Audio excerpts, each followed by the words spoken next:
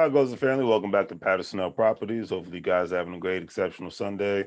Can't believe it's August 1st, 2021. This year is over with. It's crazy, man. But anyways, today's topic will be talking about pending home sales are actually tanking in certain markets and, get my perspective and go from there. Because with the possible pending eviction crisis, like I said, using the word possible here, it's not a guarantee, and overpriced homes with the real estate bidding wars that's been going on for the last year, and possibility of another pandemic shutdown, because that's a possibility that's in the air, not a guarantee. Which I truly hope that doesn't happen again, family. But I digress. I'm not going to get into that. Another way to look at this family is that with the lack of affordable homes on the market has made the pace of home sales drop to pre-pandemic levels, according to the National Association of Realtors. And according to the article that I read the other day, the numbers are an indicator of existing home sales fell in April 2021, suggesting that housing market could be cooling in the face of high home prices. Pending home sales dropped about 4.4% in April 2021 compared with March, and the National Association of Realtors reported this week. And on an annual basis, pending home sales were up nearly 52%. But at this time last year, pending sales had fallen to a record low as the onset of the pandemic brought real estate transactions to an abrupt halt. And in my personal opinion, if there is another shutdown, then this will possibly could increase. So if one has any pending transactions in August or September 2021, you may want to complete them ASAP, family. Just my personal opinion. The article also stated that contract signings are approaching pre pandemic levels after the big surge due to the lack of sufficient supply of affordable homes, said Lawrence Young. Uh, from the National Association of Realtors chief economist.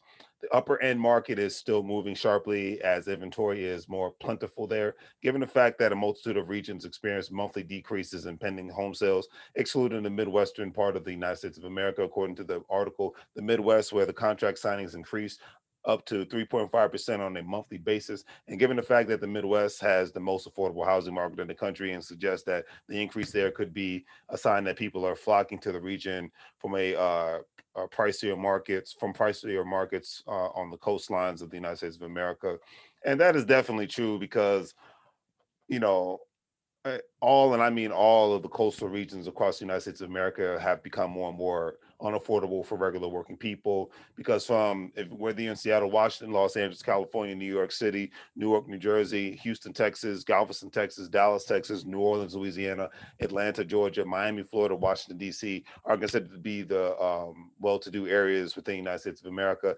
And a lot of those well-to-do areas are just become overpriced for regular paycheck to paycheck working people. So housing for regular paycheck to paycheck working people have harder time finding affordable housing on any level. The article also stated that the decline in pending home sales is another sign that home prices are making matters tough for home buyers. The market has continued to see record home price gains, a reflection of the lengths that buyers are willing to go in order to appeal to sellers. With so many buyers in the market and so few homes to go around, it's natural for prices to rise as fast as they are. Pending home sales or contract signings are an earlier indicator of existing home sales in coming months, because they mark the point in time where a buyer and seller reach an agreement on price and terms.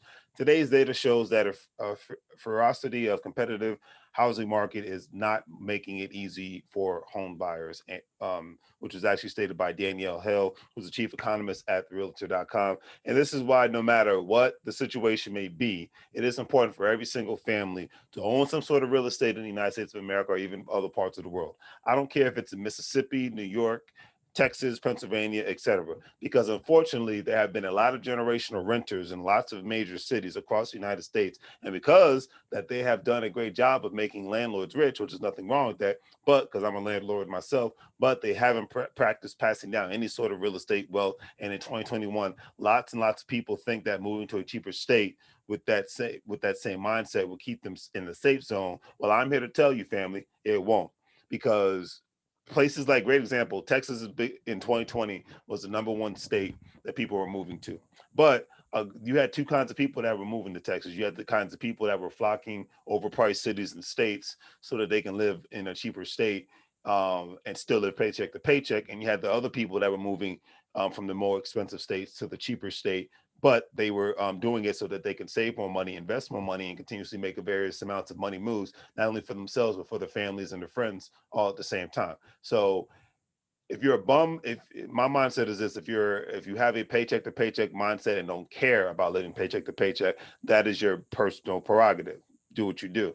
But if you're living in the state of Texas, whether you're in the Austin area, San Antonio, Dallas, Houston, especially Dallas and Houston and whatnot, you're not going to be able to be able to afford to live there for that much longer. And I say this for the specific reason because gentrification is happening in every single state, in every single city. So the movers and the shakers are going to be the ones that are going to be able to afford to live in Houston and Dallas and San Antonio. But the people that want to stay on a bum mindset and a paycheck to paycheck mindset, because there's two kinds of various kinds of people, and don't want to try to climb themselves out of that box, that they could unfortunately end up being on the street and being a part of the possible increase in the homeless population, which a lot of major cities are facing or whatnot. So I'm neutral in this situation. I'm just putting specifics out there because at the end of the day, it's one's life and they have to live it how they're going to live it. But hopefully you guys enjoyed this video. Do the great three free things: like, share, and subscribe. If you are in the real estate business, like myself, as a wholesaler, investor, real estate agent, whatever have you. If you're in a distressed home property situation, whatever have you, don't forget to contact Patterson or Properties, because that's what we do. We usually buy tax sale properties, delinquent tax properties, but a lot of times from our marketing strategies, we actually wholesale people's properties that are in desperate situations and need to get rid of the house, and try to ensure that everybody comes out a winner. So don't forget to contact us. All the information is in the description. I will see you guys later. And as I always say on my other channel, make money moves, or you're gonna live broke like a fool. Take care, family.